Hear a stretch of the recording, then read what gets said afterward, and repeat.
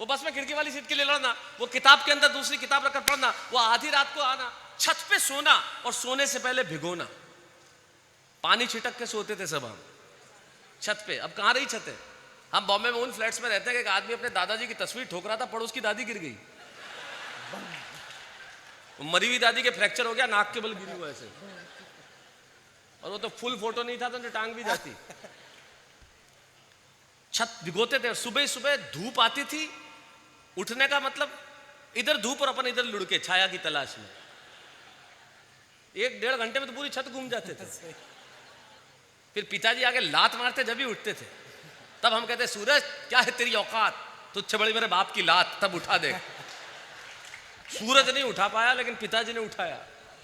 5वीं क्लास में मुझे पूछा मारपीट का पर्यायवाची लिखो, मैंने कहा श्री श्याम सिंह लोढ़ा। भाई साहब जीजी बेटी हो यार। अरे वो तो यही तो प्रॉब्लम है, मेरा इनसे बड़ी जेलसी। ये हमारे सबसे बड़ी बेटी, और हमारे पिताजी ने सारा प्यार इन पे उंडेल दिया, बेटियों पे, और सारा गुस्सा हमें ही मिला। इन्हें तो इतना प्यार किया और हमें, हम देख लो।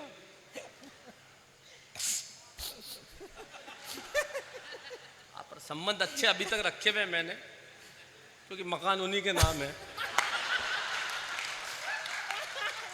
भाई साहब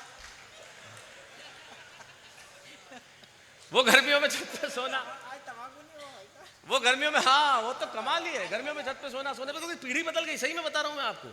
ये अपने जैन समाज के लोग मेरे को मिलते बड़ा मजा आता है। कैसे पहले भाई आओ कविता सुनी,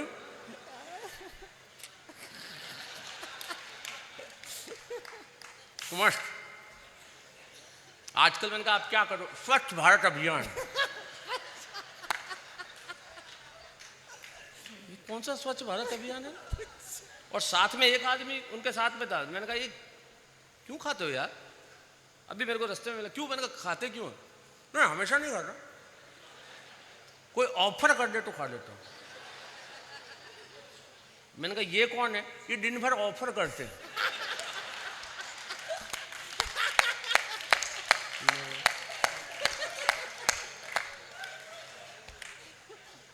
गर्मियों में छत से सोना, सोने से पहले भिगोना। क्या था वो? गर्मियों में छत से सोना, वो सोने से पहले भिगोना।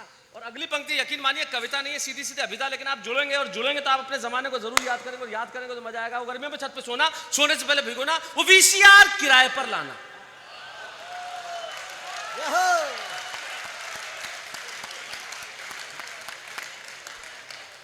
लेकिन पंक्ति तो अगली मजा देगी, फाड़ेंगे आसमान आप।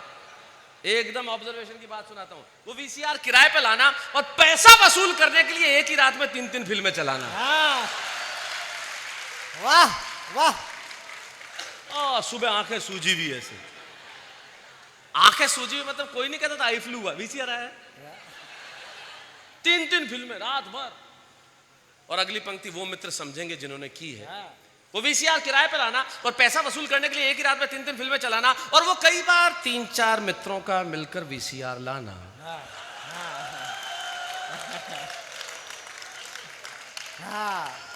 किसी एक के घर पर जाना, बाकी घर वालों को नहीं बताना, और सुबह ही सुबह कॉलेज में आना और इशारों इशारों में कहना कि फिल्म जोरदार थी।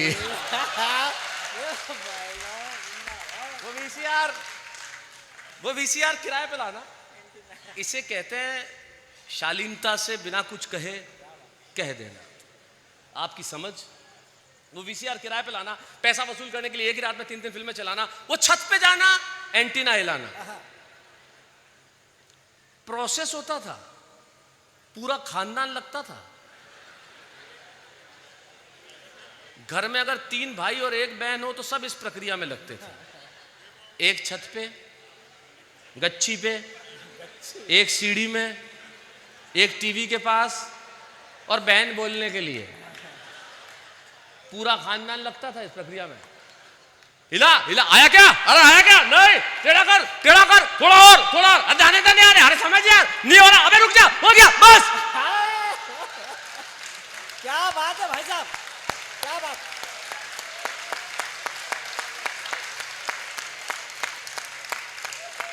जिंदाबाद। मैंने कहा था ना कर दूंगा खड़ा, भूलने नहीं दूंगा। और बात आपने मुझे रंग में ले आए हैं, इसलिए ये मैं भी रंग में आ गया। वो छत पे जाना, एंटीना हिलाना, वो ऑडियो कैसेट लाना और लाके भरवाना। गाना नंबर 1, अब तो पेन ड्राइव सी क्या क्या आ गए हैं, लेकिन उस समय गाना नंबर 1 2 3 4 ऐसा 12-13 गाने भर के आते थे। एक एक्स्ट्रा आ जाए तो मजा आ जाता था। और आज भी एक बहुत माइन्यूट ऑब्जर्वेशन की बात बताऊं, कोई खास गाना खत्म होता है और आप अगला गाना तुरंत गुनगुनाते हो जो आपकी कैसेट में था। क्या बात, बेशक सही बात है भाई साहब। वो आप भूल नहीं सकते, वो हमेशा याद रहता है। वो ऑडियो कैसेट लाना, लाके भरवाना, और कभी उलझ जाए ना तो बॉल पेन से उसे सुलझाना, और टूट जाए तो उसे चिपकाना। हाँ, ये प्रोसेस होता था। टूटी हुई टेप को चिपकाने का प्रोसेस पूरा स्क्रू ड्राइवर से खोलते, फिर लेके ए पंखा धीरे करना, उड़ रही है। और चिपकने में कभी उल्टी चिपक जाए तो उसका भी मजा उठाना। पैसे खर्च हुए, मजा तो उठाना ही है। तो उल्टी चिपकती थी, उसका भी मजा होता था। कैसेट उल्टी चिपक जाती थी, और जब उल्टी चिपकती थी तो क्या आनंद देती थी, क्या गाने बजते थे उसमें। जिंदगी की न टूटे उन आंखों का कोई न जिंदगी। आए, हाय, उसका भी मजा उठाना। क्या बात है, क्या बात है, क्या बात है। वो ऑडियो कैसे डालना, लाके भरवाना, कभी उलझ जाए तो बॉल पेन से सुलझाना, टूट जाए तो चिपक जाना, वो मोजा लटक जाए तो रबर बैंड से चढ़ाना। हाँ, खून जम जाएगा पर मोजा नहीं जाएगा। ऐसे निशान बने हुए, पावनी हो गया, नोट की मतलब गड्डी हो गई, वो मोजा लटक जाए तो रबर बैंड से उसको फिर से चढ़ाना, वो गली में जाके क्रिकेट खेलना। और क्रिकेट भी कहता, जिसका बैट उसकी बैटिंग, जिसका बॉल उसकी बॉलिंग। हम तो साले सारी उम्र नाली में से गेंद निकालते रहे। क्या बात है भाई साहब, वाह वाह वाह। सच्ची बता रहा हूं, कीचड़ में लदे फते हाथ, हमेशा ना अपनी औकात बैट खरीदे, ना अपनी औकात, सारी उम्र फील्डिंग करते रहे और कुछ किया ही नहीं। वो गली में जाना, क्रिकेट खेलना, वो दर्जी के पास जाना, कपड़े सिलवाना। अब तो आप रेडीमेड खरीदते हैं, सिलवाने का प्रोसेस होता था। क्या मास्टर, दर्जी मास्टर के जो भाव होते थे साहब, आहा, 15 दिन तक कटी के नहीं कटी, फिर वो नीले चौक से निशान लगा के काटता, फिर वो लटकते हुए अपने आ जाएगी। नया पैंट आने का जो सुख होता था साहब, नए पेंट हाउस आने का वो सुख नहीं होता जो नए पैंट आने का। क्या बात है, क्या बात है, क्या बात है भाई साहब, वाह। क्या बात थी साहब। बस सिलवाने का एक प्रोसेस होता था। 38 की मोरी, 3 खानदान घुस जाए उसमें, बात बेल बॉटम, और कहीं फट जाए ना तो उसमें दिल के आकार का इधर यहाँ थेगड़ा ने, यहाँ थेगड़ा ने। फेंकता थोड़ी था आदमी, सवाल ही नहीं, मतलब ही नहीं है कोई। पैंट फेंकेगा, पैंट काटे, निक्कर का बन जाएगा, फेंकेगा कुछ नहीं। निकर फटेगा, मसौदा बन जाएगा, मसौदा फटेगा, पोचा बन जाएगा, पोचा भी तार तार हुआ तो सिल के उसको गली में खेलने की बॉल बन जाएगा। बॉल तक खत्म हो गई तो जला के राख बन के चूल्हा जलेगा, काम आएगा। फेंकता नहीं है कभी। वो पैंट सिलवाना, 38 की मोरी, बेल बॉटम, स्वच्छ भारत अभियान। अरे कब से, उस जमाने से चल रहा है स्वच्छ भारत अभियान। भाचड़ भाचड़ भाचड़ साफ करते हुए चलते थे। ये अलग बात है, भारतीय प्रधानमंत्री ने जो प्रथम 9 लोग चुने थे स्वच्छ भारत अभियान के, जो राजदूत प्रथम 9 बनाए थे, मैं और मेरी टीम उनमें से एक है। और मैं हर जगह ये गुजारिश करता हूँ, ये जो मैंने गुटके वाली बात बताई, ये भी इसलिए कि देश को स्वच्छ रखें। और आशकरण अटल मेरे बहुत अच्छे मित्र हैं, कवि हैं, वो एक बहुत बढ़िया बात कहते हैं। वो कहते हैं कि हम लोग देश को स्वच्छ इसलिए नहीं रखते, हम अपने घर को स्वच्छ रखते हैं, और देश को इसलिए स्वच्छ नहीं रखते क्योंकि देश को घर नहीं मानते। जिस दिन देश को घर मान लेंगे उसे भी साफ रखेंगे। वाह वाह वाह वाह। तो दिन भर थूका था कि चलती रही, तो बेल बॉटम सिलवाना, सिलवा के और सिलवा के एक बार वापस जरूर ले जाना, यहां से टाइट कर। हमारी तो खानदानी परंपरा, कोई भी चीज लाओ लौटाओ। मैंने मेरे पिताजी से पूछा, मैंने कहा आपने शादी के वक्त ये क्यों नहीं किया? खानदानी परंपरा है। मेरी मदर एक बार निम्बाड़ा में मैदा खरीद के लाई, 7 रुपए का था। सच्ची घटना है दिनेश, मैं उनको रोज सुनाता हूँ ये। 7 रुपए का मैदा खरीद के लाई, वो तला, उसकी जो फलियां बनाई, वो चखी तो खारी निकल गई। तली हुई फलियों का डब्बा लेके दुकान पे गई और 7 रुपए का मैदा खरीदा था, 13 रुपए वापस लाई। मैंने कहा ये हिसाब कैसा हुआ? बोले अपना घी भी तो जला है। क्या बात है, ये खतरनाक बात, वापस लौटाने का। मेरे पिताजी नाई के पास एक बार वापस भेज दिया और कटा के आ, 5 रुपए दिए। फिर ये कैसा हिसाब हुआ? फिर एक दिन मैं भी घोट मोट होके ही आ गया। मैंने कहा मेरे पास 20 रुपए थे, उसके बाद खुले नहीं थे। तो फिर 2 झापड़ पड़ी, अभी तो मैं हूं।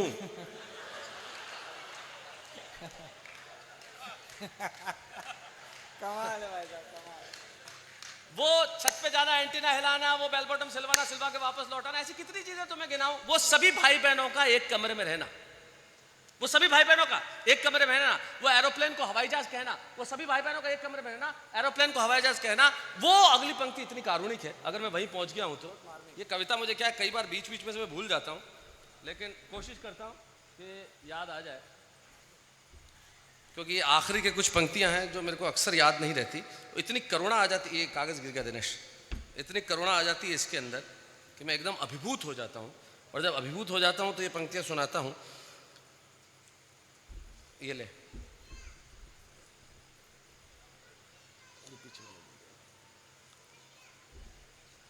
ये भी ले ले भाई, अब बचा ही क्या है। ये देखो आप, ये कागज, मुझे कागज से इतना प्यार है आज भी। मैं बचपन से मेरी आदत है, खाते वक्त मैं पढ़ता हूँ। अगर मेरे पास पढ़ने के लिए कुछ चीज़ नहीं है तो मैं खा नहीं सकता। वो कागज़ की गंध से इतना प्यार है। मैं कंप्यूटर पे पढ़ नहीं सकता क्योंकि मैं कंप्यूटर को सीने पे रख के सो नहीं सकता। लैपटॉप को आप सीने पे रख के सो नहीं सकते, लेकिन कागज़ को आप रखते हो। ये कविता का जन्म जो है वो एक फ्लाइट में हुआ था, तो जेट एयरवेज की ट्रे में जो कागज़ होते हैं ना नीचे, ये वो कागज़ है। उस ट्रे से मैंने कागज़ लिए कि थोड़ा कागज़ दो, मेरे को कविता लिखनी है। और ये कागज़ अभी तक मेरे पास है क्योंकि मुझे इस कागज़ से मोहब्बत है, क्योंकि उस पर उस कविता का निर्माण हुआ जिससे आप लोगों का इतना प्यार हुआ। तब ये कागज़ मेरे साथ है, इसलिए मैं रखता हूँ। वो एक ही कमरे में सभी भाई बहनों का रहना, वो एरोप्लेन को हवाई जहाज कहना, वो एरोप्लेन को हवाई जहाज कहना। और अगली पंक्ति इतनी कारुणिक कि आप सोचेंगे कि ये करुणा कहाँ से उत्पन्न हुई है, लेकिन हम सबके जीवन में हुई है। वो सभी भाई बहनों का एक ही कमरे में रहना, वो एरोप्लेन को हवाई जहाज कहना, वो ट्यूशन पर पास वाली लड़की का जानबूझकर पांव से छूना। एक पंक्ति में जहां भी सुनाता हूं अचानक खामोशी छा जाती है, क्योंकि हर आदमी ये जताने की कोशिश करता है। नहीं, सवाल है, सबकी बीवियां पास बैठी होती हैं, कैसे बताए। लेकिन जो भी आदमी ये कह रहा है कि उसने ऐसा नहीं किया, या तो झूठ बोल रहा है या बीमार है। हिंदुस्तान का आदमी दो कौड़ी का इस मामले में। मैं सच बता रहा हूं, आप इतना पाखंडी आदमी है हिंदुस्तान का, बैठे बैठे ट्यूशन पे ला ला ला ला ला ला ला ला ला कोशिश करेगा कि किसी तरह मतलब अनजाने में ऐसा लगे कि अनजाने में उंगली से उंगली छू गई है। मैं बहुत सच बोलने वाला हूं देवेंद्र जी, अनजाने में छू गई। मुन्ना भाई याद करो इतिहासों को। याद करो इतिहासों को। हाँ, सही, मैं तो जानता हूं ना। हाँ, ये सही, बिल्कुल सही है, 100% गुजरी है। अगर नहीं गुजरी होती तो जिंदगी में यहां थोड़ी खड़े होते। सही बात है। वो उंगलियों छू, ऐसा कोशिश जताएगा ऐसे जैसे अनजाने में हुआ हो, और अगर सामने वाली ओह सॉरी सॉरी सॉरी, और अगर कुछ नहीं बोला तो फिर अंग्रेजी में कहते हैं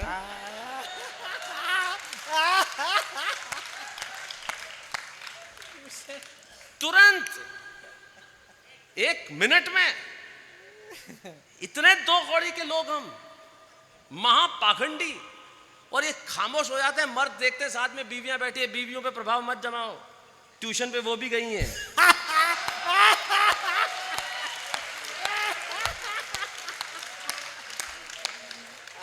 तुम्हारे सब लक्षण जानती हैं। आज जाना आप कमरे में, जब जाके डायबिटीज की गोली मांगोगे ना, तब भाभी जी के जाके उससे ही ले लो। बड़े बैठ के वहां पे टुकुर टुकुर देख रही है, दीदे फाड़ फाड़ के। उम्र का तो ख्याल करो तुम, कुछ पोते पोती हो गए, शौक नहीं जा रहे तुम्हारे। हाँ, ये हालत है, ये हिंदुस्तानी आदमी होता ही ऐसा। बस में एक आदमी जा रहा था, पास की सीट खाली थी, तो एक आदमी आया, बोले सीट नहीं, सवारी आ रही है। बेचारा चला गया। थोड़ी देर बाद ये मुमताज की तरह कोई खूबसूरत लड़की आई, सीट, अरे हाँ बैठो बैठो। वही आदमी वापस आया, बोले यही आपकी सवारी है? बोला लुगाई है मेरी, मैंने ही भेजा था, कमीन सीट दे देगा। क्या बात है भाई। वो ट्यूशन में पास वाली लड़की का जानबूझ के पांव से छूना, अपनी साइकिल उसकी लूना, अपनी साइकिल उसकी लूना। वो शादियों में जाने पर 5-5 कोल्ड ड्रिंक उंडेलना, वही मिलते थे जहां अभी कोका कोला फेंटा कुछ सवाल ही नहीं।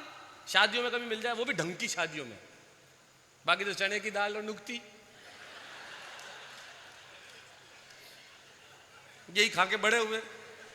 थोड़ा परिवार ठीक है तो खोपरा पाक, खोपरा पाक, खोपरा सही। मासी की हालत देखा। अरे मेरी मासी तो मेरे नाना जी की औलाद है, उसको तो क्या क्या मालूम है। मेरे नाना जी तो बहुत, उनका तो मैं वर्णन करूं तो 3.5 घंटे निकल जाए। अभी तो खतरनाक आदमी, जबरदस्त आदमी, उनका तो क्या मुकाबला। तो खानदानी लोग हमारे सब से कमाल के हैं। शादियों में कोल्ड ड्रिंक वही मिलता था, बाकी क्या, बाकी तो पूरे मोहल्ले में आई लव यू रसना, एक बाल्टी पानी, एक पैकेट रसना, 1.5 किलो शक्कर, पूरा मोहल्ला साफ। इतना सा रसना, इतना पानी, खाली कलर आवे मुंह में, ऑरेंज स्वाद तो आवे ही नहीं। और वो इतना पिलाया ऑरेंज, मुझे मेरी जुबान भगवा हो गई है। लोग कहने लगे इसका जुबान सांप्रदायिक है।